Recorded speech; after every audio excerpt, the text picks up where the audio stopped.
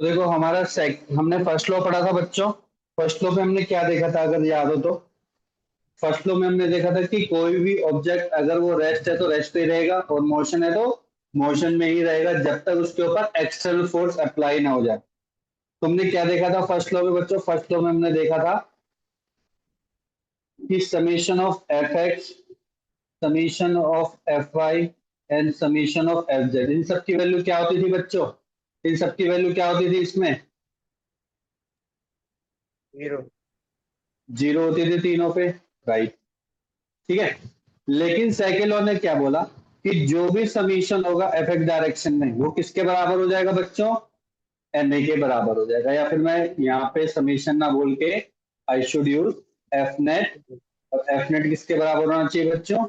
में M A के बराबर। ये हमने पढ़ा था। तो जो बहुत सारे क्वेश्चन लगाए हमने, राइट। अब हाँ जी सेकेंड सर। अभी खत्म नहीं हुआ, अभी हम स्प्रिंग के बारे में भी स्टडी करेंगे जिससे बहुत ज्यादा इंपॉर्टेंट क्वेश्चन आते हैं। लेकिन बीच में आज हम कर लेते हैं third law. Newton third law सभी को पता है क्या है? हाँ जी सर। क्या होता है Yes. बच्चों? Every action is equal and opposite reaction. Every action has equal and opposite reaction. तो सर इस पे न्यूमेरिकल आते हैं क्या? इस पे न्यूमेरिकल बच्चों थोड़े से कम आते हैं। इस पे न्यूमेरिकल पता है किस में आएंगे? इस पे आएंगे जब हम law of conservation of momentum पढ़ेंगे, तब आते हैं इसके ऊपर, ठीक है। और वो जो हम law of conservation of momentum जो हम पढ़ते हैं वो हम बेसिकली पढ़ते हैं बट वर्क एनर्जी पावर में बहुत गहराई से पढ़ते हैं, तो वहां पे इसका थोड़ा ज्यादा यूज होगा, ठीक है। अभी हम इसको बहुत ज्यादा यूज नहीं करेंगे क्योंकि वहां पे लॉ ऑफ कंजर्वेशन मोमेंटम का यूज हम वहीं पे ही करेंगे, ठीक है। दूसरा, क्या इसमें थ्योरेटिकल क्वेश्चन आ सकता है? बिल्कुल आ सकता है बच्चों। जो इनकी स्टेटमेंट है वो बहुत ज्यादा इंपॉर्टेंट है, ठीक है। तो थ्योरेटिकल क्वेश्चन आने के चांस हैं। ऐसे नहीं इसमें न्यूमेरिकल नहीं करेंगे, न्यूमेरिकल करेंगे, बिल्कुल करेंगे। पर उससे पहले थोड़ा सा कॉन्सेप्ट जान लेते हैं। तो जैसा कि बताया बच्चे ने कि न्यूटन थर्ड लॉ क्या कहता है बच्चों? For every action there is an equal and opposite reaction. Equal भी होना चाहिए और अपोजिट रिएक्शन होना चाहिए। इसका मतलब कि कोई कोई जैसा मान के चल के क्या है, कोई स्टूडेंट है, ठीक है, मैं उसको बार बार कुछ ना कुछ बोलता जा रहा हूँ, बोलता जा रहा हूँ, बोलता जा रहा हूँ, ठीक है, रिएक्शन ही नहीं कर रहा। अचानक पता नहीं क्या किया, एकदम मैंने गुस्से में कुछ बोला, वो भी गुस्से में बोल पड़ा, ठीक है। तो उसका क्या हो रहा था? वो इकट्ठा करता जा रहा था, इकट्ठा करता जा रहा था, राइट, ठीक है। इसका मतलब कि उससे पहले तो उसने एक्शन पे रिएक्शन नहीं दिया, लेकिन जब उसका गुस्सा भर गया तो उसने अचानक क्या किया बच्चों? रिएक्शन देना रिएक्शन दिया। स्टार्ट कर दिया, ठीक है। अब जो उसने रिएक्शन दिया, जो रिएक्शन देने वाला था, क्या वो सेम बॉडी थी कि डिफरेंट बॉडी थी? जिसने रिएक्शन दिया क्या वो बच्चों सेम बॉडी थी कि डिफरेंट बॉडी थी? Sir, different. Different. Different body. Second point, action और रिएक्शन हमेशा सेम टाइम पे ही होना चाहिए बच्चों। सेम टाइम मतलब कि इंटरवल टाइम क्या होना चाहिए बच्चों? सेम होना चाहिए। ऐसा नहीं कि एक्शन अब कर दिया, रिएक्शन बहुत टाइम बाद होगा, ऐसे नहीं होना चाहिए, ठीक है। और डिफरेंट बॉडीज में होना बहुत जरूरी है। तीसरा, पेयर में होना जरूरी है, ठीक है, पेयर में होना जरूरी है। जरूर। और सेम नेचर के भी होना जरूरी है। अब सेम नेचर का क्या कॉन्सेप्ट है वो हम देखते हैं। पहले तो लिख लो यहाँ तक, फिर मैं बताऊंगा what do mean by same nature. लिखो, Newton states that Newton states that for every action there is there is always there is always an equal and opposite reaction. There is always an equal and opposite reaction. Next line से लिखो, both action and reaction both action and reaction both action and reaction occurs at the same time. Both action and reaction occurs at the same time. Next है, both action and reaction both action and reaction act on different bodies. Both action and reaction acts on different bodies. Next है, force always exists in pair. Force always exists in pair. Force always exists in pair. And the last point is action and reaction pair. Action and reaction pair are of same nature. Action and reaction pair are of same nature. अब इसको समझते, same nature वाला देखो थोड़ा सा concept लगाने वाला बच्चों, इसी पे थोड़ा सा ध्यान देना। ठीक है, तो ऐसे क्वेश्चन पूछ सकता है, यही आपको घुमाने वाले स्टेटमेंट वाले क्वेश्चन होते हैं जिनमें आपको थोड़ा सा दिमाग लगाना। चलो तो बेसिक से स्टार्ट करते हैं, बिल्कुल बेसिक से। मेरे को एक चीज बताओ, हम सभी ने पढ़ा है कि अगर ये हमारी अर्थ है बच्चों, ठीक है, अर्थ पे क्या है बच्चों, एक ऑब्जेक्ट है जिसका मास है m, ये हमारा सेंटर है O, ठीक है, हमारा क्या है बच्चों, सेंटर है O। अब आपको पता है यहाँ पे कौन कौन से फोर्स होते हैं, हाँ भाई, कौन कौन से फोर्स होते हैं सारांश? एक तो ग्रेविटेशनल फोर्स, एक तो ग्रेविटेशन फोर्स हो, कहाँ की तरफ? नीचे की तरफ, नीचे की तरफ। और ऊपर की तरफ नॉर्मल। स्मिता एक बार कनन को बोलो माइक ऑफ करे या लीव कर दे क्लास। हाँ जी, ऊपर की तरफ क्या? नॉर्मल। Normal force. ये नॉर्मल फोर्स किसकी वजह से लगता है? सरफेस की वजह से, किस पर? ऑब्जेक्ट पर। ऑब्जेक्ट पर, ठीक है, ठीक है। अब मुझे बता, ये जो mg फोर्स लग रहा है ये किस पे लग रहा है? ये mg फोर्स किस पे लग रहा है? ऑब्जेक्ट पर। ऑब्जेक्ट पे लग रहा है। और ये जो नॉर्मल फोर्स लग रहा है ये वाला, ये किस पे लग रहा है? ये भी ऑब्जेक्ट पर है। ठीक है, चलो, ये क्या मूव कर रहा है? नहीं कर रहा है, ठीक है। नहीं कर तो एक चीज बताओ, क्या ये इक्वल और अपोजिट फोर्स होंगे कि नहीं होंगे? होंगे। इक्वल अपोजिट फोर्स है तो पहली कंडीशन हो रही है, क्या सेम टाइम पे अकर हो रहे हैं? हाँ सर, जैसे ऑब्जेक्ट टच करेगा तभी आ जाएगा। अब आता है, क्या ये डिफरेंट बॉडीज पर है कि सेम बॉडीज पर है? सेम बॉडी पर है। सेम बॉडी पर है। तो क्या मैं इन दोनों को एक्शन और रिएक्शन पेयर मान सकता हूँ कि नहीं मान सकता हूँ? नहीं मान सकते। हाँ, समझ में आ गया? समझ में आ गया सभी को? यस और नो? यस। वैभव में शोभी क्लियर है बच्चों? तो मैंने NSO मतलब कि normal reaction force on object और mg को एक्शन रिएक्शन फोर्स नहीं मान सकता हूँ। अच्छा, कोई और भी नॉर्मल फोर्स होता था क्या? याद है कुछ और भी नॉर्मल फोर्स होता था? याद है किसी को? सर वो जो लगता एक था बॉडी कि दूसरी बॉडी पे लगाती थी। नहीं, जो आपका ऑब्जेक्ट लगाता था सरफेस पे, याद हो तो? दो थे ना? याद है, मैंने यस। शुरू में बताया था, है ना? ये यस। आपके क्या है बच्चों? NSO एंड NOS, ये आपके एक्शन एंड रिएक्शन पेयर हैं। हम्म। कैसे? सर देखो, जो NSO है ये सर सरफेस के ऑब्जेक्ट पे लग रहा है, ऑब्जेक्ट पे लग रहा है। ये सर, ये ऑब्जेक्ट से सरफेस पे लग रहा है। क्या ऑब्जेक्ट और सरफेस डिफरेंट बॉडीज नहीं है क्या? क्या ऑब्जेक्ट एंड सरफेस डिफरेंट है। बॉडीज नहीं? सर बिल्कुल है। इसका मतलब कि एक्शन एंड रिएक्शन पेयर है, ये करेक्ट। दूसरा रीजन क्या है? सर ये सेम नेचर के भी तो है, वो नॉर्मल नॉर्मली तो है, सर ये सेम नेचर के हैं।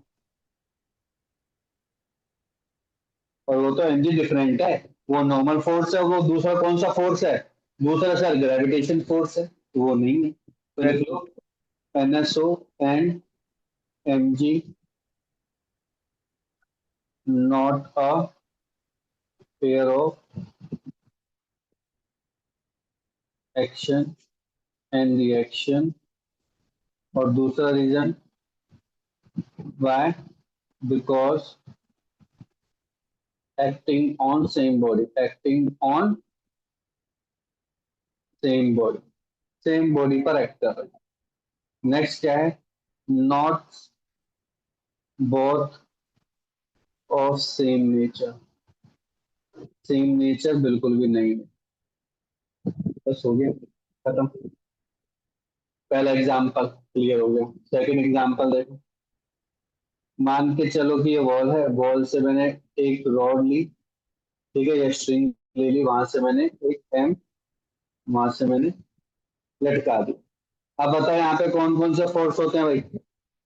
विनीत तो बताएगा, विनीत कौन कौन से फोर्स होते हैं इसमें? सर एक तो टेंशन हो गई ऊपर से।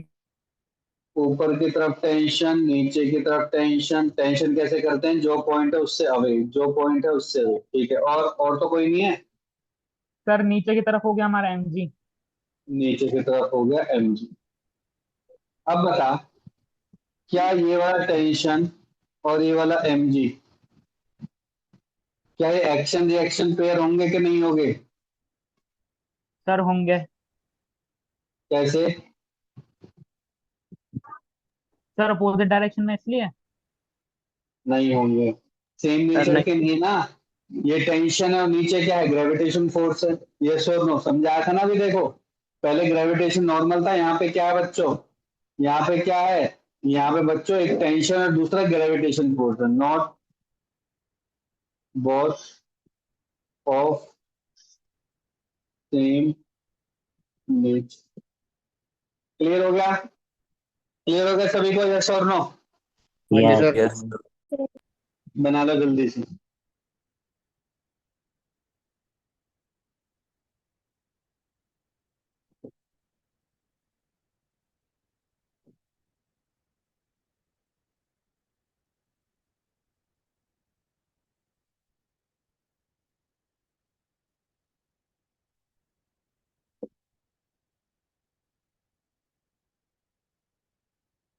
ठीक, तो देखो, एग्जाम्पल पढ़ने से पहले हम पहले पता करते हैं कि what do mean bye conservation of momentum. Conservation of momentum क्या है? देखो, कंजर्वेशन ऑफ मोमेंटम आपने क्लास 9 में पढ़ा हुआ वैसे, ठीक है। कंजर्वेशन ऑफ मोमेंटम कहता है एक आइसोलेटेड सिस्टम है। आइसोलेटेड सिस्टम है मतलब कि वहां पे कोई भी एक एक्सटर्नल फोर्स नहीं लग रहा। एक ऐसा सिस्टम है यहाँ पे, कोई भी यहाँ पे एक्सटर्नल फोर्स नहीं लग रहा है इसमें। अगर नहीं लग रहा है तो मान के चलो ये दो ऑब्जेक्ट हैं। ठीक है, क्या है बच्चों? दो ऑब्जेक्ट।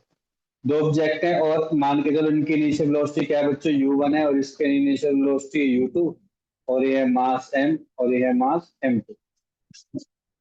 अब ये क्या करता है? मान के चलो कंडीशन है कि u1 ग्रेटर देन u2 है और सेम डायरेक्शन में जा रहा है, तो ऑफकोर्स से वाले जैसे सेम डायरेक्शन है तो उसकी ज्यादा वेलोसिटी, तो डेफिनेटली इससे टकराएगी। तो ये कंडीशन कब की है बच्चों? ये है बिफोर कोलिजन।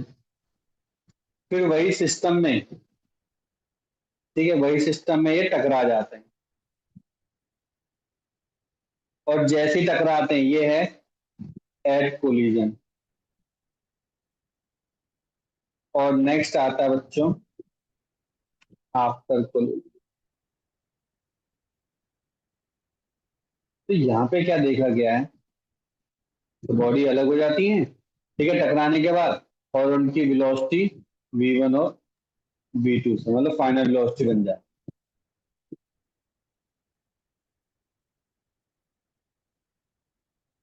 तो कंजर्वेशन ऑफ मोमेंटम क्या कहता है कि before the collision and after the collision total momentum क्या होगा बच्चों? कंजर्व रहेगा। कंजर्व मतलब कि सेम रहेगा। क्या रहेगा बच्चों? दोनों क्या होंगे बच्चों? इक्वल रहेंगे। दोनों क्या रहेंगे? इक्वल रहेंगे। क्या बात सबको क्लियर हो गई? क्या बात सबको क्लियर हो गई? तो चेंज इन मोमेंटम कब होता है बच्चों? चेंज इन मोमेंटम कब होता है? आप सभी ने पढ़ा है, आप सभी ने फॉर्मूला पढ़ा है। सर अगर चेंज इन मोमेंटम होगा ना,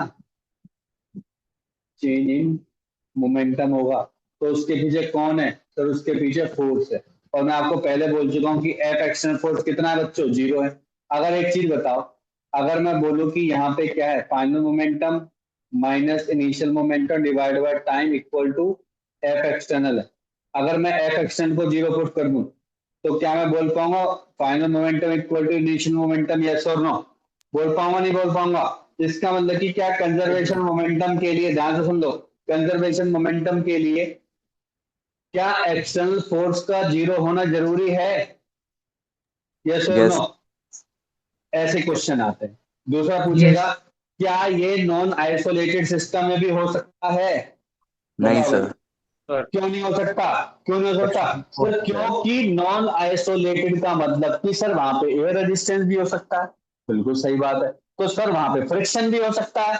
बिल्कुल सही बात है। इसका मतलब फिर ये भी इम्पैक्ट करेंगे, अगर जैसे टकराते हैं तो बिल्कुल करेंगे। इस वजह से conservation of momentum isolated system में प्रूफ करना थोड़ा सा क्या हो जाता है बच्चों?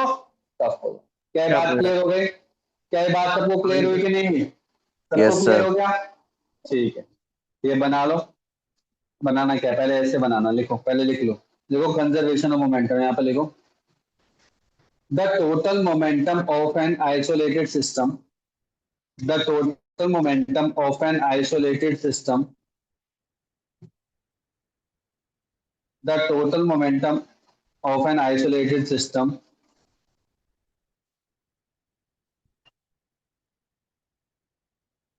of interacting particles are conserved.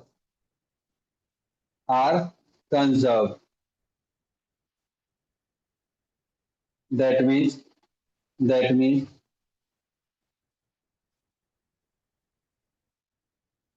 before the collision and after the collision, before the collision and after the collision, momentum will be same. Momentum will be same.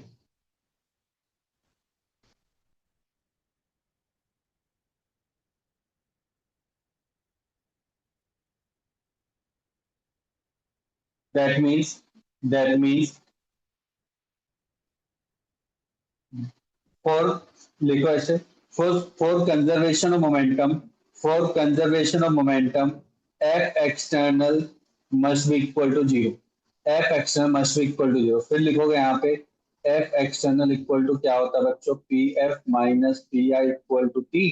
और अगर ये जीरो बन गया तो यहाँ पे किसके बराबर हो जाएगा बच्चों, p f equal to P F. और सेकंड क्या होना चाहिए, आइसोलेटेड सिस्टम होना चाहिए, आइसोलेटेड सिस्टम। इसमें लिखो दो these system is free from air resistance, कोई एयर रेजिस्टेंस नहीं होना चाहिए, और क्या नहीं होना चाहिए, फ्रिक्शन नहीं होना चाहिए, एक्सेट्रा, ये चीज नहीं होनी चाहिए। ठीक है, ठीक है, तो यहां तक लिख लिया।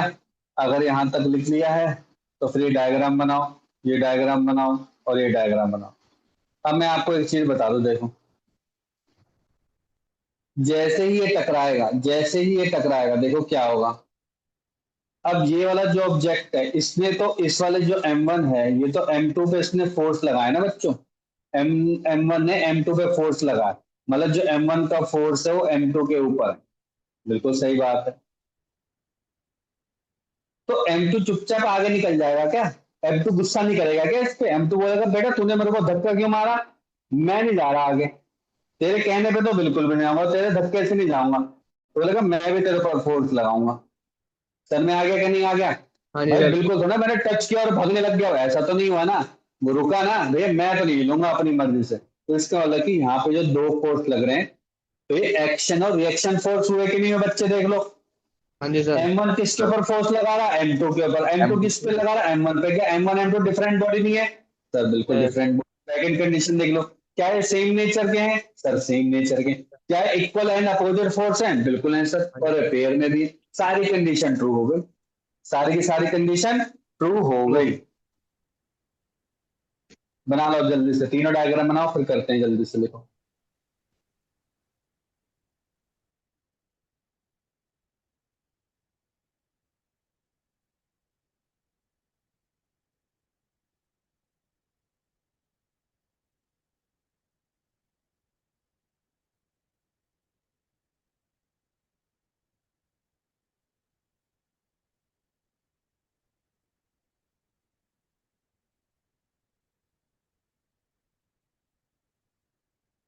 पुलकित, रजत, यश, क्लियर हो गया तन्मय, सभी को, चारों को? अच्छा सर। Yes sir. सर हाँ जी, जब कोलिजन होगा तो इन पे नॉर्मल लगेगा एक दूसरे से। वही तो है, F1 F2 और F21, और कौन सा तेरे को फोर्स लगा? Okay sir. टच नहीं कर रहे, वही तो है ना, यस और नो?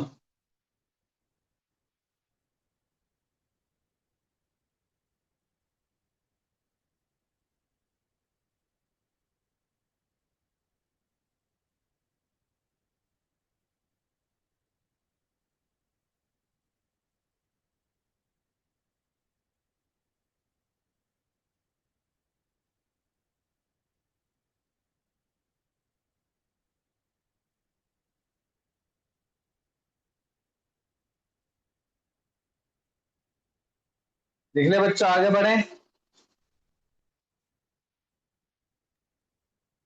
हाँ जी सर। ठीक है, तो देखो बिफोर कोलिजन में आप देखोगे कि एक था आपका M1 और एक था आपका U1, दूसरा क्या था बच्चों M2, वो था V2। और PF क्या बन जाएगा बच्चों आपका, ये M1 था, ये V1 था, और ये M2 था, ये V2 था। तो PI किसके बराबर हो जाएगा बच्चों, PF के बराबर। इसका मतलब कि M1U1 plus M2U2 equal to M1V1 plus M2V, ये हो गया प्रूफ।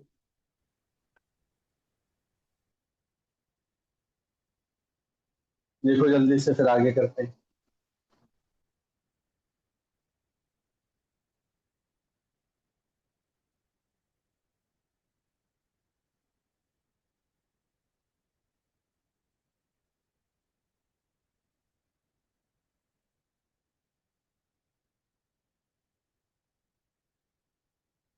तो ना हम इसका जो डेरिवेशन करेंगे छोटा छोटा एप्लीकेशन बेस पे करते हैं, ठीक है।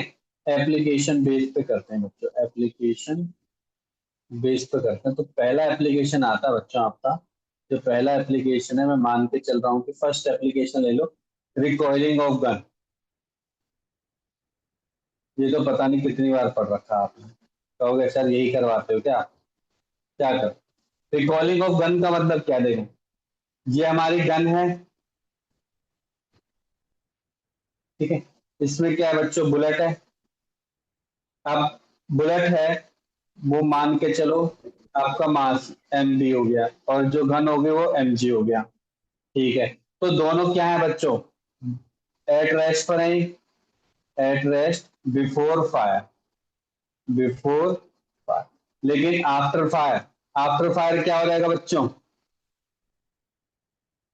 आफ्टर फायर क्या होगा, इधर अपोजिट फोर्स रिकॉर्ड लगेगा करेंगे। और बुलेट आगे की आगे तरफ, जाएंगे। आगे की तरफ जाएगी, है ना। तो एक्सेलेरेशन प्रोड्यूस होगा यहाँ पे, एक्सेलेरेशन की वजह से फोर्स प्रोड्यूस होगा। मतलब कि आफ्टर फायर, आफ्टर फायर इसकी वेलोसिटी कितनी हो जाएगी बच्चों बुलेट की, मान के चलो कि बुलेट की कितनी वेलोसिटी हो जाएगी, वी जी। बी। और इसकी कितनी हो जाएगी बच्चों, वी जी हो जाएगी, गन की वेलोसिटी। सर इनिशियल वेलोसिटी कितनी थी, दोनों रेस्ट पे थी, तो इनिशियल वेलोसिटी कितनी होगी बच्चों, यू भी जीरो हो जाएगी और यूजी भी जीरो हो जाएगी, दोनों के दोनों जीरो हो गए, दोनों के दोनों क्या हो गए बच्चों, जीरो हो गए। सर में आ गया यहाँ तक। अब लगाएंगे क्या, कंजर्वेशन ऑफ मोमेंटम, जो कि क्या होता है, M1 U1 plus M2 U2 equal to M1 V1 plus M2 V2। ठीक है सर, M1 क्या है, M1 मान लो बुलेट, तो ये बन गया बच्चों MB। U1 क्या है, वो तो आपका जीरो या इनिशियल वेलोसिटी। M2 क्या है, M2 आपका आ गया बच्चों गन, और इनिशियल वेलोसिटी ये भी जीरो। सर M1 क्या है, बुलेट ले लो तो वेलोसिटी ऑफ बुलेट। दूसरा सर गन ले लो तो ये भी हो जाएगा गन। तो ये तो सारा जीरो ही हो गया, देखो इनिशियल मोमेंटम तो क्या होगा, सारा का सारा जीरो ही हो गया।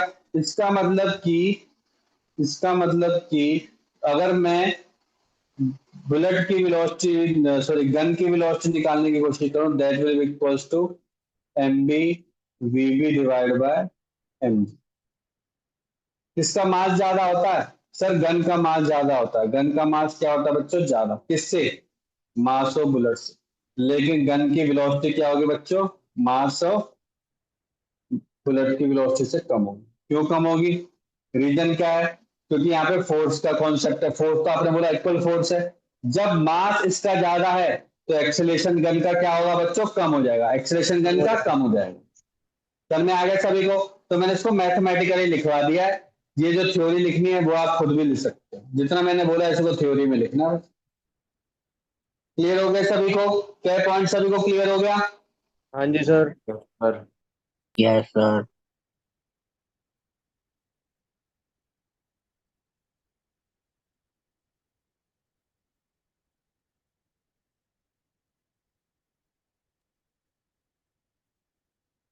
ठीक है, अब लिखते हैं बॉम्ब एक्सप्लोजन। ये कर लिया हो तो सेकंड केस करते हैं बच्चों, बॉम्ब एक्सप्लोजन।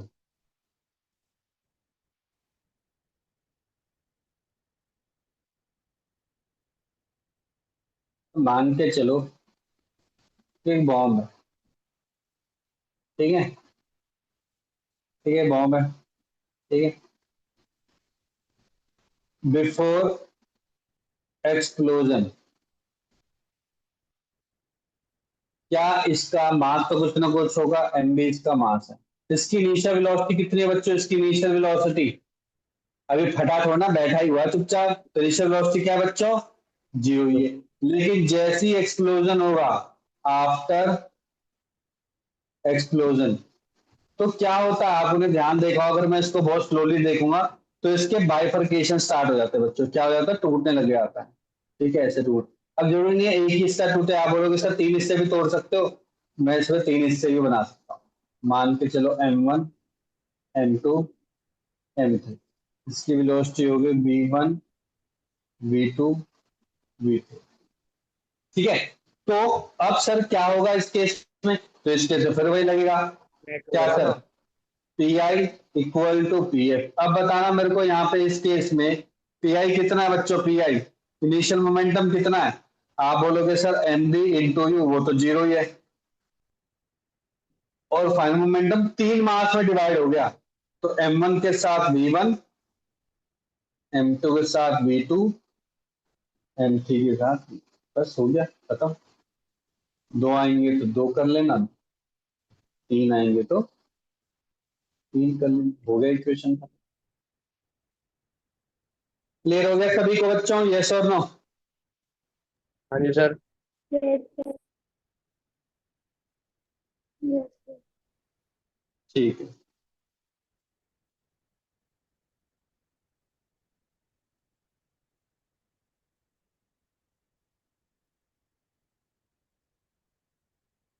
थर्ड हो सकता है बच्चों रॉकेट प्रोपल्शन।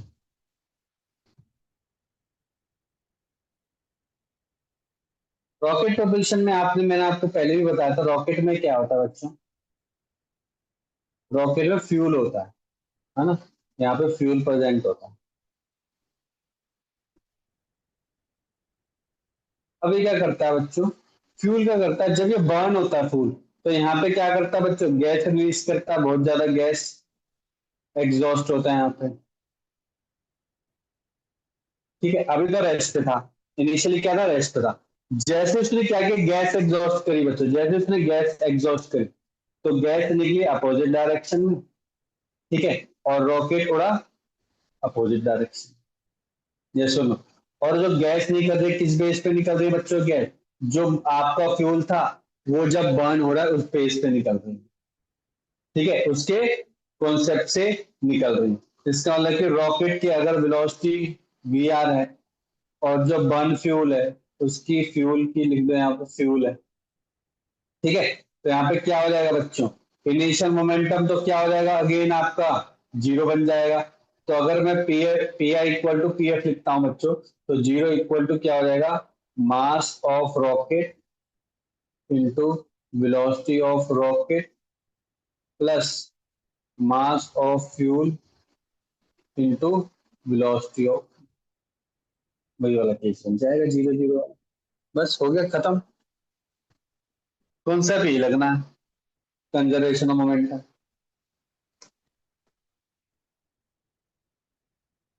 क्लियर हो गया बच्चों सभी को? यस और नो? हाँ जी सर। Yes sir. तो इसी बेस पे क्वेश्चन करते हैं, लिखो। Two object each of mass 5 kg. Two object each of mass 5 kg are moving in same straight line. Two objects each of mass 5 kg are moving in same straight line, but in opposite direction towards each other. But in opposite direction towards each other. दोबारा repeat कर रहा हूं, two object each of mass 5 kg are moving in same straight line but in opposite direction towards each other at 3 meter per second. At 3 meter per second.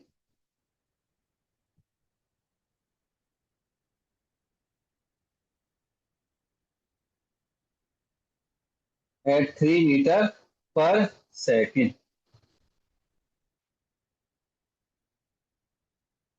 If they stick together after collision, if they stick together after collision, if they stick together after collision, what will be the velocity of combined object? If they stick together after collision, what will be the velocity of combined object? करो जल्दी से, जल्दी करो.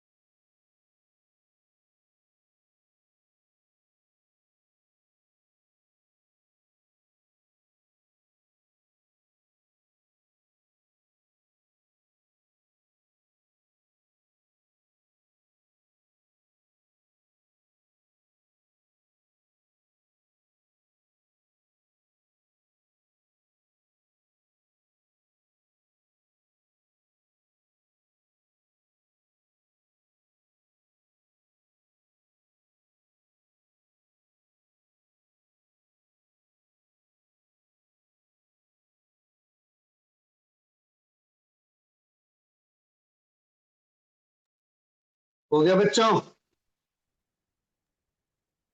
दर्शिका, कनन, देव, हो गया? Sir अभी हो रहा है।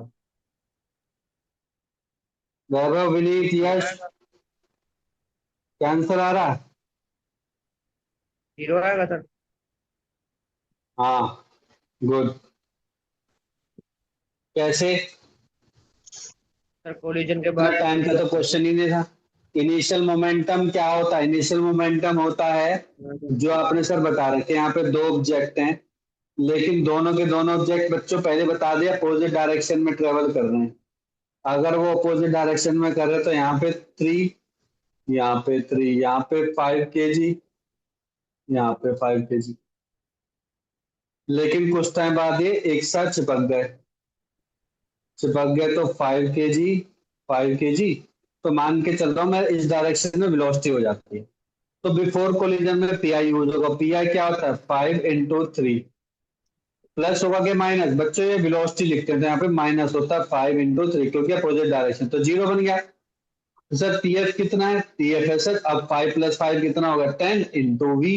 फॉर्मूला होता है PI equal to PF, 0 equal to 10v, v equal to 0/10, that is 0 metre per second. इसका मतलब ध्यान से सुनो. इसका मतलब क्या हुआ? अगर दो ऑब्जेक्ट एक आइसोलेटेड सिस्टम में सेम वेलोसिटी से बट इन अपोजिट डायरेक्शन में ट्रेवल कर रहे हैं, और अगर वो चिपक जाते हैं तो फिर उनकी वेलोसिटी क्या? वो चिपके ही रहेंगे, वो मूव ही नहीं करेंगे. फिर चिपके ही रहेंगे और वो मूव नहीं करेंगे, 0 वेलोसिटी हो जाएगी. क्लियर हो गया सभी को? क्लियर हो गया बच्चों? Yes sir. यस अब सर। इसी क्वेश्चन में मैं हल्का सा चेंज कर रहा हूं. लिखो, if two objects each of mass 5 kg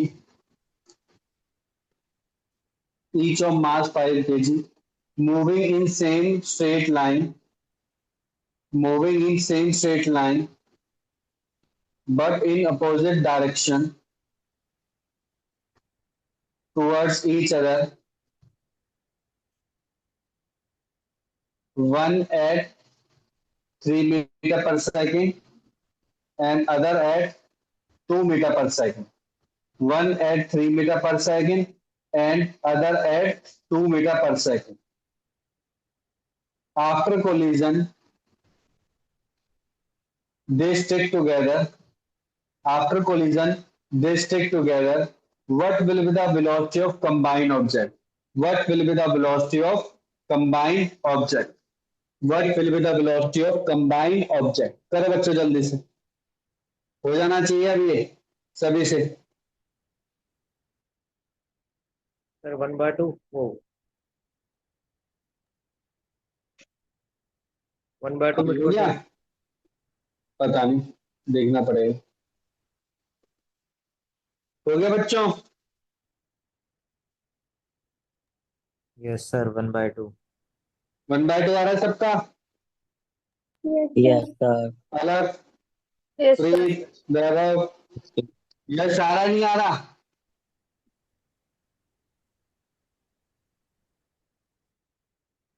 यश हो रहा है क्या?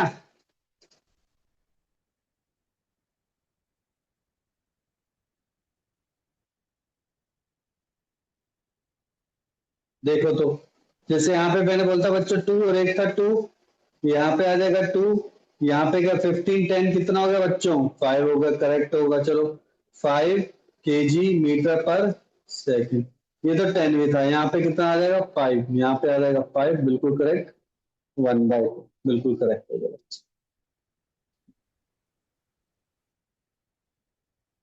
ठीक है, समझ में आ गया सभी को? Yes, sir. यस सर ठीक है, अब बहुत इंपॉर्टेंट टॉपिक स्टार्ट हो रहा है, लिखो। Spring force, spring force, spring force, इस पे आते हैं बच्चों क्वेश्चन। स्प्रिंग, देखो पहले तो लिखेंगे बाद में, पहले समझते हैं। देखो स्प्रिंग फोर्स क्या होता है बच्चों? एक हमारी कोई भी मेटल होती है, अगर उसको बाउंड कर देते हैं, ठीक है, तो उसका नेचर कैसा बच्चों? स्प्रिंग जैसा बन जाता है। डिपेंडिंग करता है कि उसकी डक्टिलिटी कितनी है, वो हम पढ़ेंगे मैकेनिकल प्रॉपर्टी ऑफ सॉलिड, वो आगे जाके पढ़ेंगे। कितना इसके अंदर स्प्रिंग नेचर होगा, ठीक है, कितना फ्लेक्सिबल होगा, वो आगे जाके देखेंगे। ठीक है, तो मान के चलो ये स्ट्रिंग है बच्चों, जिसकी लेंथ है, मान के चलो इस केस में लेंथ है यहाँ से लेकर यहाँ तक L0 लेंथ है। ठीक है, स्प्रिंग की लेंथ है L0। अब मेरे को एक चीज बताओ, ये अभी रेस्ट पर है, अगर इसी स्प्रिंग को मैं एक अपने हाथ से इस डायरेक्शन में और एक अपने हाथ से इस डायरेक्शन में खींचता हूँ, अपोजिट डायरेक्शन में खींचता हूँ, तो स्प्रिंग क्या हो जाएगी बच्चों? इलोंगेट। इलोंगेट मतलब कि क्या हो जाएगी बच्चों? लेंथ बढ़ जाएगी, एक्सटेंड करने लग जाएगी। याद है हमने रोड को क्या बोला था? इन एक्सटेंसिबल बोला था ना। लेकिन आपकी स्प्रिंग क्या होती है बच्चों? इन एक्सटेंसिबल नहीं होती है। शेप चेंज हो रहा है ना इसका, फोर्स के लगाने से, इस वजह से। अब मुझे एक चीज बताओ, आपने क्या इस डायरेक्शन में फोर्स लगाया एफ एक्सटर्नल? Yes sir. क्या आपने इस डायरेक्शन फोर्स लगाया F external? Yes sir sir. ठीक है, अब इसकी लेंथ क्या होगी बच्चों? L0 डैश हो गई, लेंथ क्या हो जाएगी बच्चों? बढ़ जाएगी। अब और तो कुछ फोर्स ही लग रहा क्या? अब और कुछ फोर्स तो नहीं लग रहा क्या बच्चों? लग रहा है क्या कोई फोर्स और? टेंशन नहीं, टेंशन नहीं आएगी यहाँ पे। अब एक चीज बताओ, सोच के बताओ, अगर मैंने हाथ को छोड़ दिया तो क्या होगा? अब मैंने एक्सेल फोर्स एकदम से हटा दिया तो क्या होगा? ये वापस क्यों आई? वापस क्यों आई? इसने अपना शेप चेंज किया होगा, यस और नो? या फिर वो रेस्ट पे थी, वो मोशन पे आ गई। अब आपको पता, आपने पढ़ रखा है शुरू में कॉन्सेप्ट, कोई ऑब्जेक्ट जब वो अपना शेप चेंज करती है या फिर वो रेस्ट से मोशन में आते हुए चेंज ऑफ स्टेट करे, तो यहाँ पे भी कुछ ना कुछ एक फोर्स एग्जिस्ट करेगा। करेगा कि नहीं करेगा? लेकिन सर वो किस डायरेक्शन में होगा? वो बच्चों अपोजिट डायरेक्शन में होगा। अपोजिट डायरेक्शन, अपोजिट डायरेक्शन मतलब कि जिसको हम बच्चों स्प्रिंग फोर्स बोलेंगे। स्प्रिंग फोर्स, स्प्रिंग फोर्स बोलेंगे। क्या ये बात सबको क्लियर हो गई? हाँ जी सर सभी को Yes, क्लियर हो गया sir. बच्चों? यस और no? Yes, right? sir. Sir Yes, क्या sir. ये अपोजिट अपोजिट केस में भी होता है? बिल्कुल होता है। जैसे आपकी ये लेंथ है, अगर आप इसको क्या करो बच्चों, अपोजिट डायरेक्शन में फोर्स लगाओ, तो क्या होगा? इसकी लेंथ फिर कम हो गई, जो कि L डबल डैश होगी, जिसकी लेंथ होगी L0 माइनस एक्स। यहाँ पे कितनी थी? L0 plus x. इसका मतलब जो आपने फोर्स लगाया एक्सटर्नल, वो आपने इस डायरेक्शन में लगाया, अपोजिट डायरेक्शन। इसका मतलब कि उसी के ही अपोजिट डायरेक्शन में कौन सा फोर्स लग रहा होगा बच्चों? आप बोलोगे सर स्प्रिंग फोर्स लग रहा होगा। यस और नो, मानते हो कि नहीं मानते इस बात को? सभी को क्लियर हो गया? सभी को क्लियर हो गया बच्चों, यस और नो? हाँ जी सर। Yes, sir. ठीक है, तो लिखो, लिखो बच्चे। Spring is a metallic wire. Spring is a metallic wire. When when two free ends of spring, when two free ends of spring are pulled away or pushed towards each other. When two free ends of spring are pulled away or pushed towards each other, the length of the spring is changed. The length of the spring is changed.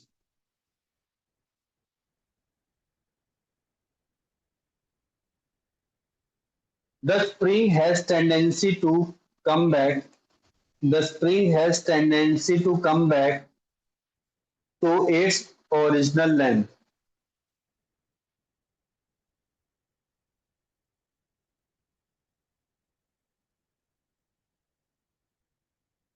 To its original length.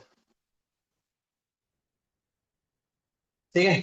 This opposite force, this opposite force, this opposite force,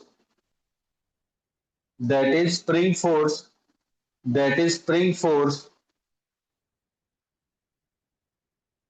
is also known as restoring force. Restoring force ये बहुत बार आएगा, ये 12th में भी आता रहेगा। Restoring force, restoring force, restoring का मतलब क्या होता है बच्चों? अपनी ओरिजिनल पोजीशन पे जाने के लिए एक फोर्स एग्जिस्ट करना। ठीक है, क्लियर हो गया बच्चों सभी को? हाँ जी सर। Yes, sir.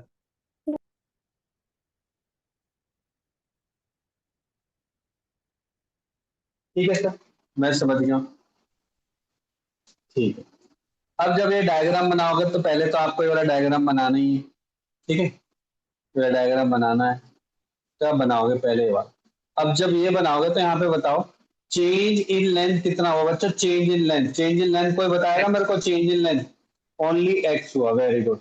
कितना हुआ बच्चों? एक्स। यहाँ पे चेंज इन लेंथ कितना हुआ? हाँ, मतलब एक्स ही बोल सकते हो अगेन, या माइनस एक्स ही बोल, एक्स ही बोल सकते हो या माइनस एक्स ही बोल सकते हो। ठीक है, पहले लिख लो।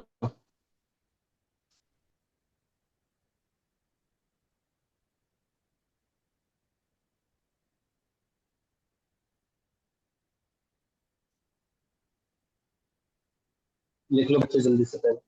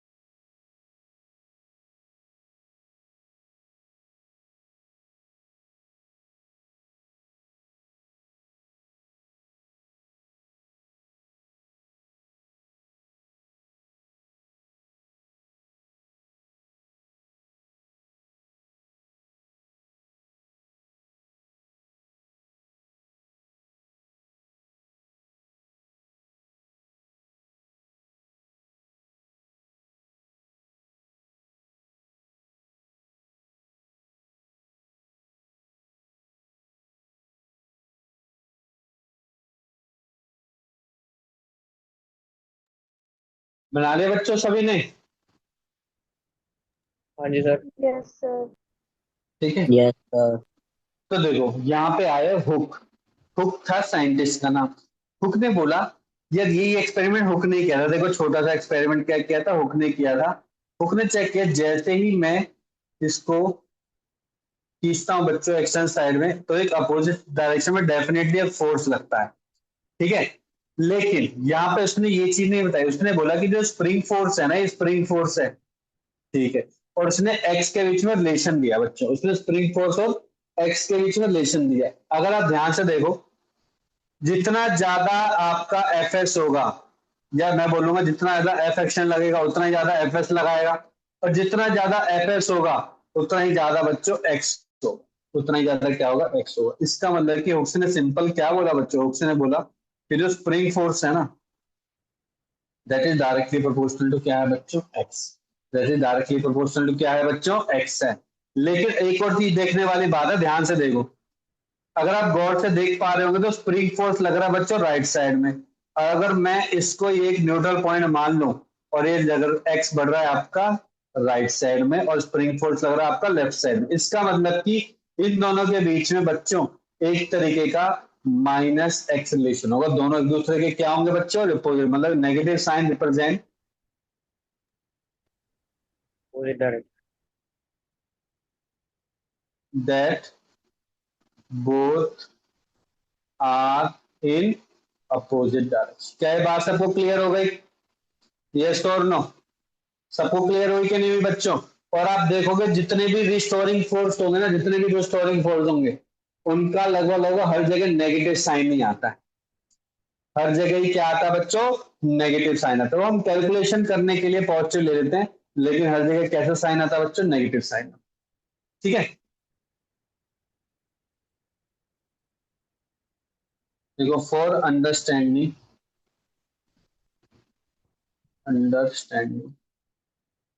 F S take positive X, F S क्या बन गया बच्चे यहाँ पे, के एक्स।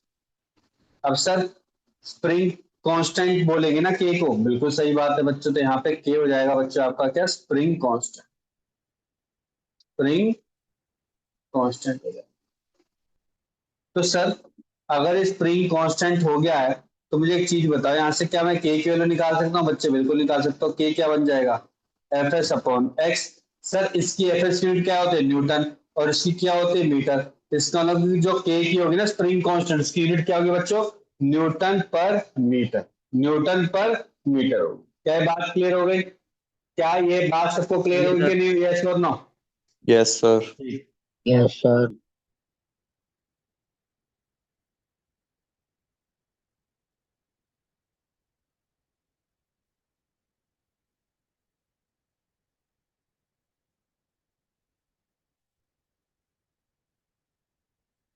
लिख लिया सभी ने, आगे बढ़ू मैं?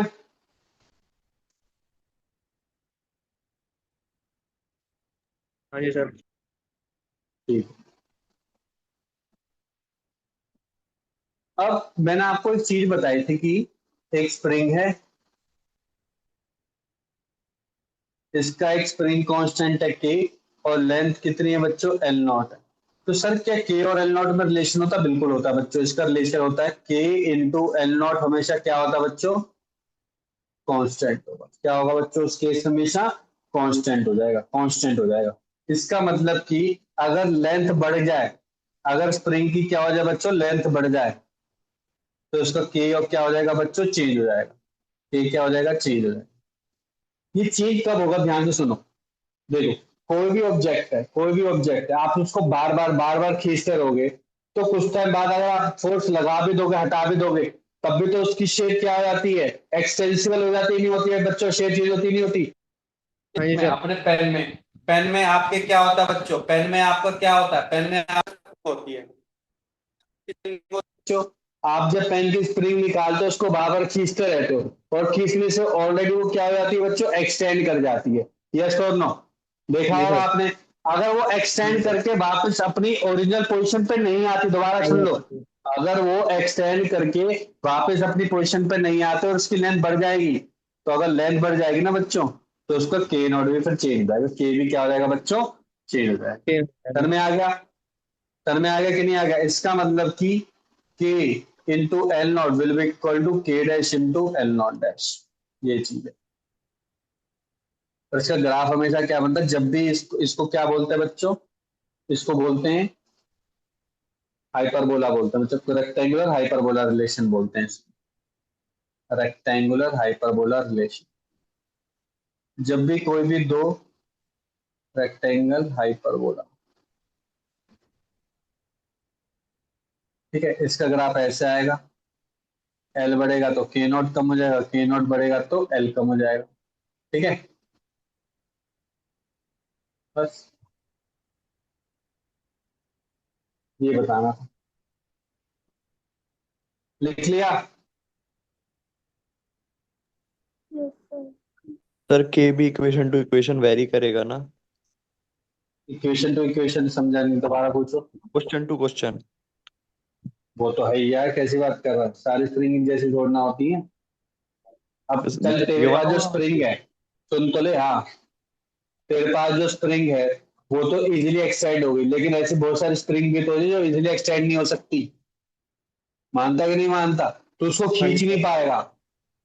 एक्सट्रीम केस ये भी तो हो सकता है कि तू उसको खींच नहीं पा रहा बिल्कुल भी, जब तक तूने बहुत ज्यादा फोर्स नहीं लगा दिया, वो वाला केस। समझ में आ गया? Cycle yes sir. जैसे साइकिल में होता है, कार में होता है, कितना ज्यादा उसके अंदर डक्टिलिटी होती है ना। तो हम आगे जाके इन चीजों के बारे में सुनेंगे, अभी तो हम बेसिक स्प्रिंग के बारे में पढ़ रहे हैं। जब मैकेनिकल प्रॉपर्टी ऑफ सॉलिड पढ़ेंगे तब हम देखेंगे कि कितना फोर्स लगाने पे उसमें कितनी लेंथ में चेंज आता है। इवन रॉड होती है ना, रॉड, आपकी रॉड तो देख रखी है आपने, रॉड से अगर आप खींचोगे ना बहुत ज्यादा अमाउंट ऑफ फोर्स से तो उसकी भी लेंथ चेंज हो जाती है। हाँ, आप बोलोगे सर उस केस में जो लेंथ चेंज होगी वो एमएम में होगी, ये मैक्सिमम टू मैक्सिमम सेंटीमीटर में हो सकती है, वो भी जब इतना ज्यादा फोर्स लगा दो, वैसे तो एमएम में ही होगी, ठीक है। तो एमएम में हो तो रही है ना, बस वो हम आगे जाके देखेंगे। अब क्वेश्चन लगाने के लिए थोड़ा पहले बेसिक कर लेते हैं। तो देखो, मान के चलो कि ये बॉल है, ये आपकी बच्चे स्प्रिंग है, और स्प्रिंग के खूंटे से आपने ऑब्जेक्ट को लटका दिया और यहाँ पे अपना हाथ रख दिया। Place your hand.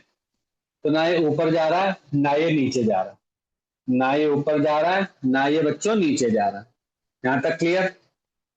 तो क्या ये इक्विलिब्रियम स्टेट है? नहीं है, क्योंकि अभी तक आपने हैंड लगा रखा है। मान के चलो जैसे ही आप अपना हैंड हटाओगे तो क्या होगा बच्चों, हैंड हटाने से क्या होगा? या तो नीचे जाएगी या ऊपर। हाँ, मैं मान के चल रहा हूँ कि नीचे ही जाएगी ऊपर को जाएगी, वो तो एक दो बार झटके लेगी ना, है ना, झटके लेगी। एम, इसका मतलब कि क्या यहाँ पे मैं बोलूंगा, क्या यहाँ पे लेंथ चेंज हुई कि नहीं हुई बच्चों? वही लेंथ चेंज हुई कि नहीं हुई? देखो, या हुई मुझे सर। यहां से करना चाहिए, वैसे यहां से करना चाहिए, यहां से करो।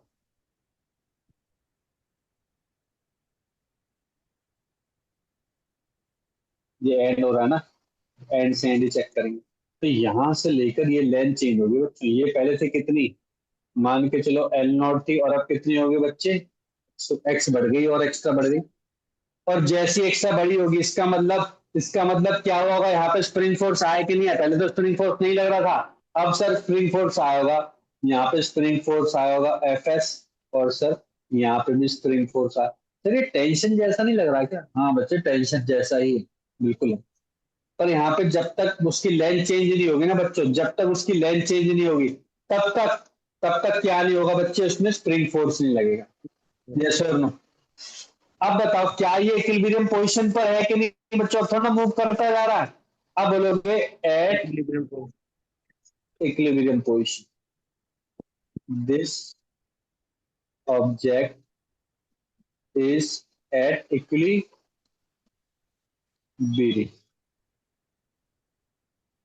और आपको पता एक और फोर्स भी लग रहा है mg।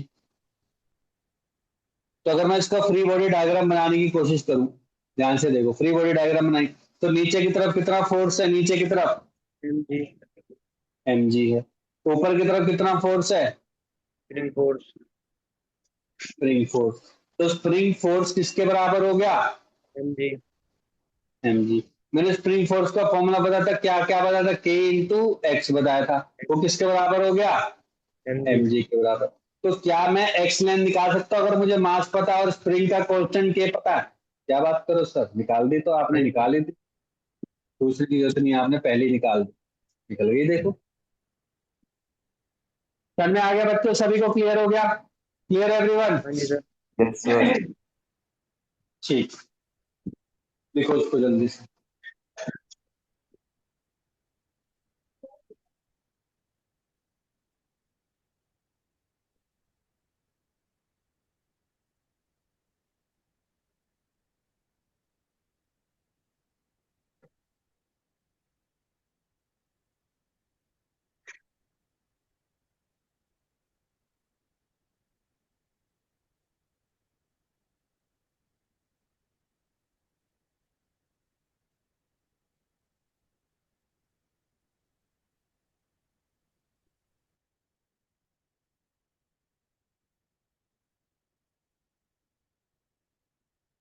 आगे बढ़े बच्चों, आगे बढ़े क्या?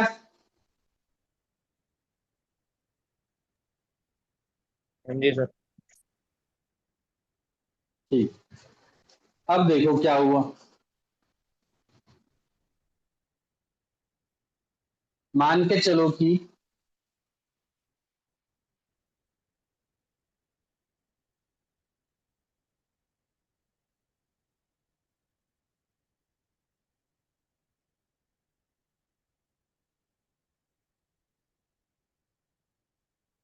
एक है ऑब्जेक्ट बच्चों M1, एक है M2, ठीक है, और इसके नीचे बच्चों स्प्रिंग लगा दो, और मैं इस डायरेक्शन में फोर्स लगा रहा हूं।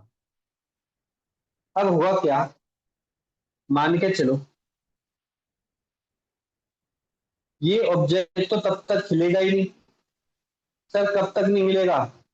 जब तक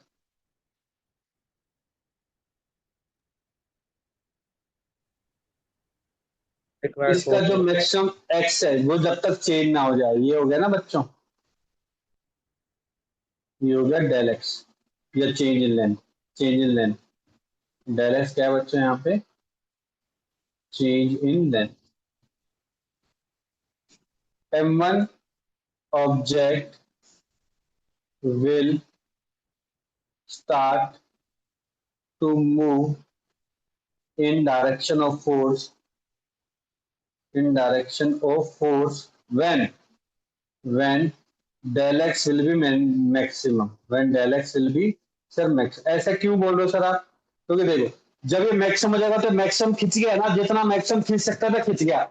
अब जैसे इतना फोर्स लगाऊंगा बच्चों, जितना मैं फोर्स लगाऊंगा तभी ये स्टार्ट करने लगेगा मूव। समझे कि नहीं समझे? सन में आ रहा है कि नहीं? ध्यान से समझो, मैं केवल यहीं से तो खींच रहा हूं। अब मैंने क्या बोला बच्चों, मैं फोर्स लगाता जा रहा हूं, लगाता जा रहा हूं, लेकिन M2 ही मूव कर रहा है, M1 तो मूव ही नहीं कर रहा है। सर M1 मूव नहीं कर रहा है, इसका मतलब क्या करें? आप तब तक लगाते रहो सब, जब तक वो खींचता रहेगा, खींचता रहेगा, खींचता रहेगा। अब ऐसी स्टेज भी तो आएगी जब वो खींचना बंद कर देगा। इसका मतलब कि वही क्या होगा बच्चों, चेंज इन लेंथ मैक्सिमम हो जाएगा। और जब चेंज इन लेंथ मैक्सिमम हो जाएगा उसके बाद M1 will start to move. क्या पॉइंट क्लियर हो गया सभी को? हाँ यस जी और सर। नो? और जब डेल एक्स मैक्सिमम हो जाएगा तो आपका FSP भी क्या हो जाएगा बच्चों, मैक्सिमम हो जाएगा उसके।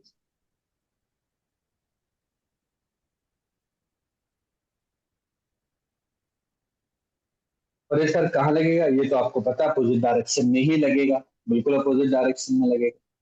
बस हो गया। अब सर मेरे ख्याल से आपको, हाँ जी बोलो। सर अगर उसका फोर्स स्प्रिंग का फोर्स ज्यादा है बहुत ज्यादा, तो M1 खींचने लग जाएगा ना। अब तो देख, हाँ अब देख क्या होगा, अगर एम स्प्रिंग का फोर्स बहुत ज्यादा है, ठीक है, कैसे ज्यादा है मुझे वो समझ में नहीं आया, कैसे ज्यादा है? स्प्रिंग की प्रॉपर्टी वो के ज्यादा है ना स्प्रिंग का। नहीं, अब जब एफ इस FSP मैक्सिमम से ज्यादा होगा ना तभी तो मूव करेगा ना बच्चे। देख, तो ये मैक्सिमम निकाल दिया, स्प्रिंग फोर्स अपोजिट डायरेक्शन में, ये तो अपोजिट डायरेक्शन में लगेगा ना यहाँ पे, ठीक है। अब जैसी स्प्रिंग फोर्स या फिर एक्सटर्नल फोर्स, जैसी स्प्रिंग फोर्स से ज्यादा होगा तब जाके M1 मूव करेगा बच्चे। क्योंकि जितना तो मैक्सिमम अपोजिट डायरेक्शन में लगा सकता था वो तूने फोर्स लगा दे यहाँ पे। मान के चल तूने लगा दी, ये जो स्प्रिंग फोर्स का मैक्सिमम था मान के चल 10 न्यूटन था। अभी तक तू क्या कर रहा था, 1 लगा रहा था, 2 लगा रहा था, 3 लगा रहा था, 4 लगा रहा था, 10 तक। 10 से जैसे तूने 10.5 किया ना तब जाके M1 start to move, otherwise M1 क्या नहीं करेगा, मूव ही नहीं करेगा। क्लियर हो गया? सर सारांश कह रहा है कि जब स्प्रिंग एक्सटेंड ही ना हो, बहुत टाइट हो। अगर स्प्रिंग एक्सटेंड ही नहीं होगी तो डायरेक्ट चेंज होगा कि नहीं होगा? सर नहीं होगा। नहीं होगा तो किसकी तरह एक्ट करेगा? वो तो फिर बच्चा सिंपल टेंशन रॉड की तरह एक्ट करेगा फिर। ये सुनो, क्योंकि फिर उस केस में क्या बन गई वो? इनएक्सटेंसिबल बन गई। और कोई भी चीज एक्सटेंसिबल तो किसकी तरह कंसीडर कर सकते हैं? रॉड, स्ट्रिंग की तरह कंसीडर कर सकते हैं बच्चों। ये सुनो, हमें आ गया? संगीत पढ़ा लेगा मुझे, लिस्ट से पढ़ ले। Yes, sir. सभी को क्लियर हो गया वाला पॉइंट? इंग्लिश से पढ़ता था वो बुक, Yes, मोटी वाली। sir. और सुन, फिजिक्स पढ़ानी है पर ये नहीं पढ़ाना।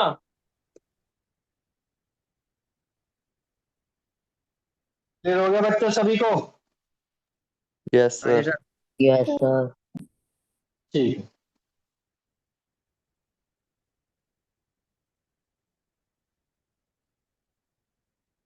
अब देखो, अब करते हैं बच्चे के क्वेश्चन करते हैं। देखो, मान के चलो कि एक स्प्रिंग है और इस स्प्रिंग से मैंने पुली लटका दी बच्चों, पुली।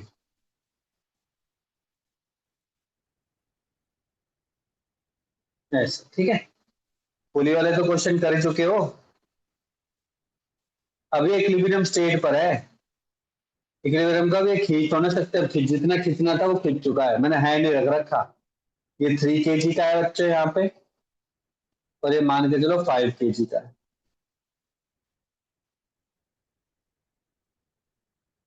तो लिखो, क्वेश्चन लिखो बच्चे।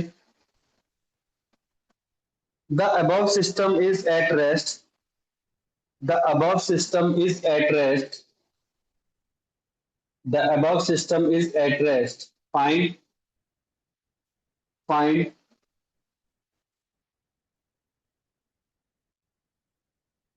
tension of the string. Find tension of the string. Spring force. Spring force and change in length. And change in length if k equal to 100 newton metre. ये कहाँ पर है बच्चों? इक्विलिब्रियम पर। ट्राई करो इसको, ट्राई करो बच्चे एक बार इसको।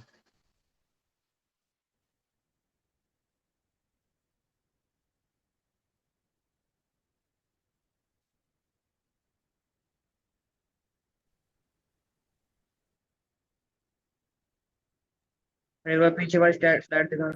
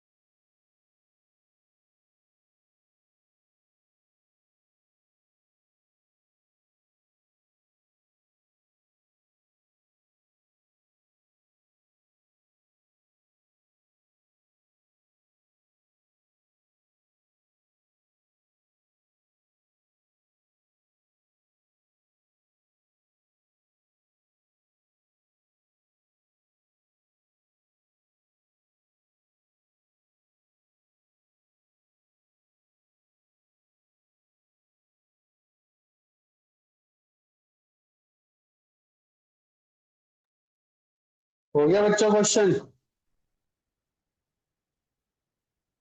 सर ऐसा करो।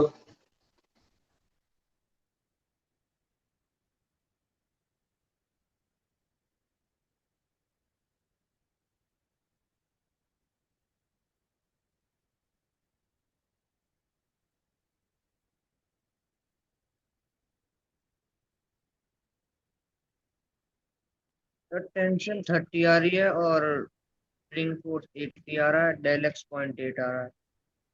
टेंशन कितनी आ रही है? 30। 30 आ रही है। हाँ जी सर। कैसे?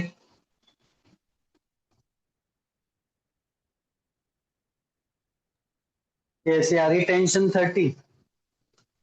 तू बोलेगा सर कि यहाँ पे एक mg है, यहाँ पे भी एक mg है। ये वाला mg कितने का न्यूटन का है बच्चों? 30 न्यूटन। आप बोलोगे सर ये वाला तो है 30 न्यूटन का और ये सर है 50 न्यूटन का। तो अगर मैं इसको टेंशन मानता हूं तो यहाँ पे भी वही टेंशन होगी, सर यहाँ पे वही टेंशन होगी और यहाँ पे भी यही टेंशन होगी। सर अगर इक्विलिब्रियम पर है, ये वाला टेंशन और हर एक पॉइंट पर टेंशन तो सेम है, लेकिन ये वाला टेंशन 30 के बराबर है, ये वाला टेंशन 50 के बराबर है। इसका मतलब बच्चों यहाँ पे झोल है। झोल का मतलब कि यहाँ पे एक्सेलरेटेड मोशन होगा ही होगा। समझ आया कि नहीं आया? यस और नो? जब इक्वल फोर्स के लिए तो हाँ जी होगा ही सर। नहीं। तो ये भी तो दिमाग लगाना है। ये को नहीं बोला कि सर एक जगह 30 आ रहा है एक जगह 50 आ रहा है, इसका मतलब गड़बड़ है। ऐसे सोचना चाहिए ना। यस और नो? हाँ जी सर। ठीक है। तो कहाँ पे 50 ज्यादा है तो एक्सेलरेशन कहाँ पे होगा बच्चे? इस साइड में होगा। अब बनाएंगे फ्री बॉडी डायग्राम। इसका कहाँ पे होगा बच्चे? ऊपर की साइड होगा। तो बना दो। किसके लिए बनाना है? 3 kg के लिए बना दो पहले। 3 kg के लिए बना दो। तो 3 kg के लिए नीचे की तरफ कितना हो गया? आप बोलोगे 30 न्यूटन। ऊपर की तरफ क्या है सर? एक्सेलरेशन है और ऊपर की तरफ टेंशन भी है। तो इक्वेशन क्या होगी? T-30 equal to 3a। यही लिखते हैं हम, मास इनटू एक्सेलरेशन। ऐसे हम किसके लिए लिखेंगे बच्चों?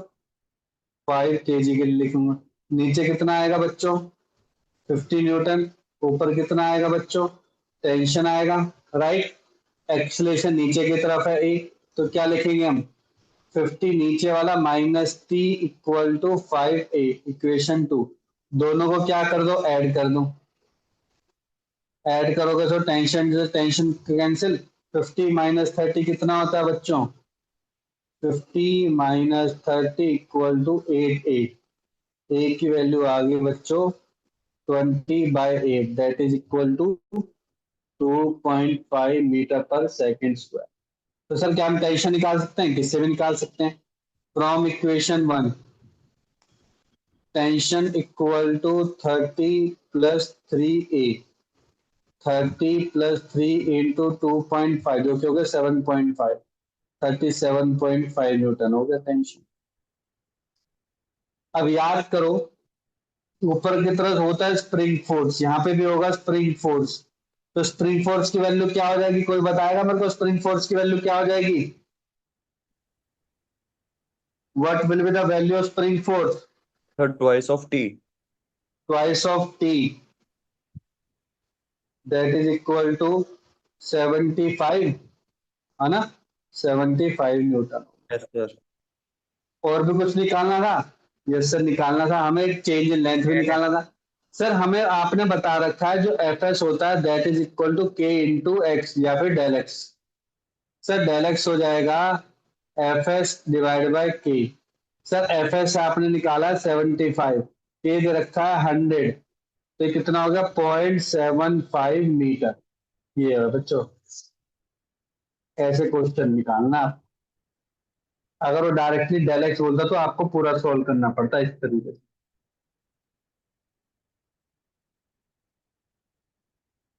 सभी को क्लियर हो गया ये वाला क्वेश्चन?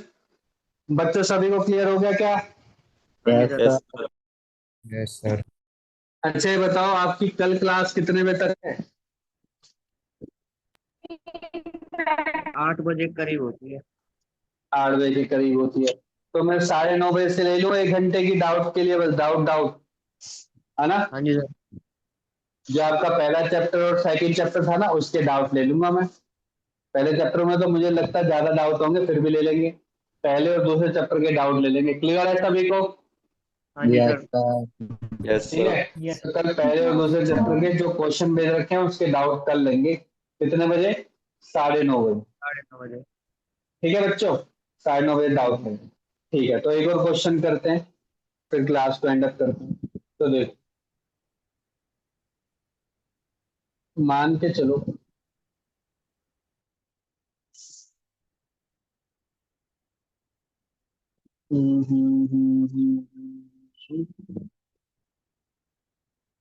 यहाँ पे एक ऑब्जेक्ट है,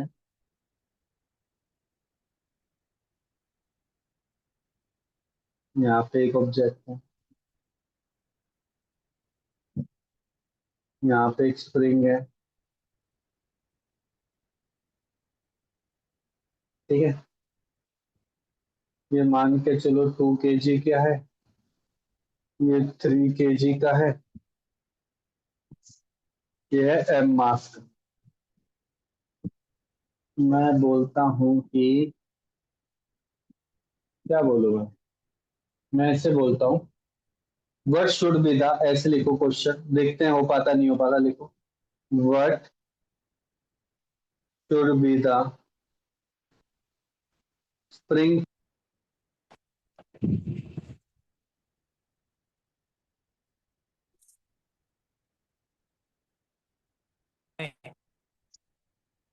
ऐसे लिखो, व्हाट शुड बी द, इसको लिखो 20 kg। यहाँ पे 20 लिख दो बच्चों, क्वेश्चन में 20 लिख दिया यहाँ पे सभी ने, 2 की जगह 20 लिख दिया। Yes, sir. देखो ऐसे 23 kg में यहाँ पे क्वेश्चन चेंज लिख लो, what should be the minimum value of, minimum value of M so that it will accelerate vertically downward। थोड़ा क्वेश्चन चेंज करा, देखते हैं हो पाता नहीं हो पाता, क्या क्या चीज की जरूरत है, अभी तक हमें यही नहीं पता। ठीक है, हमें देखो यहाँ पे मैंने बहुत ज्यादा भारी वेट रख दिया 20 kg का, तो हो सकता है ना भी मूव करे, हो भी सकता है, नहीं हो सकता बच्चों, बिल्कुल हो सकता है। ठीक है, तो हमें क्या चेक करना है, हमें क्या चेक करना है बच्चों, हमें चेक करना है कि एम की वैल्यू क्या रखो कि मूव करने लग जाए। हो सकता हो 0.1 पे भी मूव करने लग जाए, मुझे नहीं पता। तो let us try to make solve it. ठीक है, अभी रेस्ट पर है, मान के चलो अभी रेस्ट पर है। तो पहले देखो क्या क्या है बच्चों, यहाँ पे एक टेंशन होगी, यहाँ पे एक टेंशन होगी, यहाँ पे भी टेंशन, यहाँ पे भी टेंशन, और यहाँ पे सर स्प्रिंग फोर्स होगा एफ एस। यहाँ पे भी क्या होगा बच्चों, स्प्रिंग फोर्स होगा एफ एस।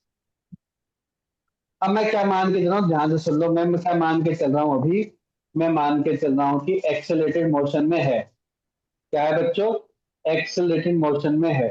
तो एक्सेलरेशन के लिए ए की वैल्यू क्या होनी चाहिए, आपको पता है ए की वैल्यू ग्रेटर देन 0 होनी चाहिए, बस यही तो कंडीशन है भाई साहब, यही तो कंडीशन है, यस और नो। बस इसी कंडीशन को लेके चलेंगे, पर आप ए मान के चलना भी। तो मान के चलो यहाँ पे क्या हो गया बच्चों, एम जी हो गया, कितना हो गया, एम जी हो गया। ठीक है, तो मुझे लगाना पड़ेगा यहाँ पे क्या, मुझे यहाँ पे लगाना पड़ेगा, कॉन्सेप्ट लगा दो किसका, फ्री बॉडी डायग्राम का। ऊपर की तरफ एफ एस, नीचे की तरफ एम जी, एक्सेलेरेशन नीचे की तरफ है। इस कंडीशन को बाद में यूज करेंगे। तो क्या बन गया बच्चों, क्या मैं बोल सकता हूँ, M G minus F S equal to M A बन जाएगा, M A equation 1। Clear this point? क्या पॉइंट क्लियर हो गया? सभी को क्लियर हुआ कि नहीं हुआ? Yes sir. ऐसे ही दूसरे का देखते हैं एक बार, इस वाले का देखते हैं, 3 kg वाले का। 3 kg वाले का देखोगे, 3 kg वाले के नीचे की तरफ है एफ एस, ऊपर की तरफ है टेंशन, लेकिन नीचे की तरफ जा रहा है ए। तो क्या हो जाएगा, F S minus T, F S minus T equal to 3। यही बनेगा, यही तो बनेगा। लेकिन यहाँ पे हम एम जी बोल गए, तो इसका एम जी भी तो लेना है, तो -30 भी लिख दो, -30। -30। ठीक है, तो F S minus T minus 30 equal to 3a। ठीक है, अब बनाते हैं 20 kg के लिए। 20 kg वाला इधर ही मूव कर रहा है, टेंशन इधर है, एक्सेलरेशन भी इधर है, और नीचे की तरफ mg वो यूज नहीं होना। तो मैं सिंपल क्या बोल सकता हूँ, टेंशन इक्वल टू 20a आ गया बच्चों, टेंशन इक्वल टू 20, और तो कुछ नहीं है ना, टेंशन इधर, एक्सेलरेशन 20, यही है, यही है। 20 भी क्यों आएगा, हाँ 20 आएगा, बस 20 है ना, 20 है, क्लियर। अब देखो टी की वैल्यू इसमें पुट कर दूंगा तो एफ एस क्या हो जाएगा बच्चों, एफ एस हो जाएगा बच्चों, F S equal to -20a -30 equal to 3a। तो क्या वैल्यू आ गई बच्चों, F S -30 equal to 23a, equation 2। अब क्या करो, 1 और 2 को ऐड कर दो, 1 और 2 को ऐड कर दो, जैसे ही ऐड करोगे देखो एफ एस से एफ एस कट जाएगा, क्या बचेगा, mg -30 इक्वल टू 23a, ये बनेगा, यस और नो, यहां तक क्लियर है। अब मुझे एक चीज बताओ, मैंने बोला एक्सेलेरेशन की वैल्यू निकाला, आप बोलोगे सर एक्सेलेरेशन की वैल्यू होगी mg -30 इक्वल टू 23, जो कि होनी चाहिए ग्रेटर देन 0। इसका मतलब कि mg की वैल्यू भी क्या होनी चाहिए, ग्रेटर देन 30। इसका मतलब कि m की वैल्यू क्या होनी चाहिए बच्चों, ग्रेटर देन 3 kg। पे कोई आ गया ना क्वेश्चन, बहुत ही बढ़िया, देखो आ ही गया सॉल्व, देखो किसी भी ज्यादा चीज की जरूरत ही नहीं पड़ी, आराम से आ गया।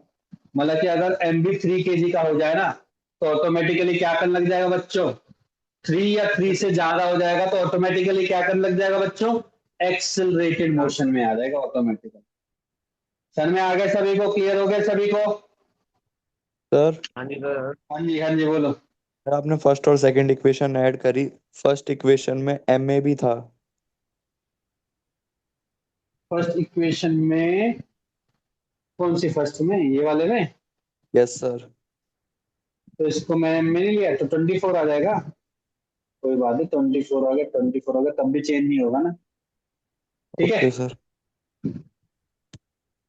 नहीं नहीं नहीं, ओ सॉरी सॉरी सॉरी, कैसे आ जाएगा, गड़बड़ है, सही बोला तूने, गड़बड़ गड़बड़ गड़बड़, रुक जा, एम में आएगा ना, तो एम में तो अलग ही चीज होगा, सही कह रहा। तो इसको नेक्स्ट पेज पे करूं मैं, एफ एस तो एफ एस कैंसिल हो गया ना, एम जी -30 लिख लो, एम जी -30 पूरा सॉल्व कर लेते हैं, equals to M A plus 23a। A की वैल्यू क्या आ गई, ए की वैल्यू आ गई M G -30 divide by M plus 23। अब डेफिनेटली ग्रेटर, जैसे मैं ग्रेटर देन इक्वल टू 0 बोलूंगा तो एम जी किसके बराबर हो जाएगा बच्चे, 30 के एम की वैल्यू 3, यही आएगी अभी भी, ठीक है। इस कलर की mass should be greater than 3 kg। ठीक है, अब तो ठीक है, यस सर। सभी को क्लियर हो गया हाँ जी सर। क्वेश्चन ये वाला, Yes, sir. ठीक है।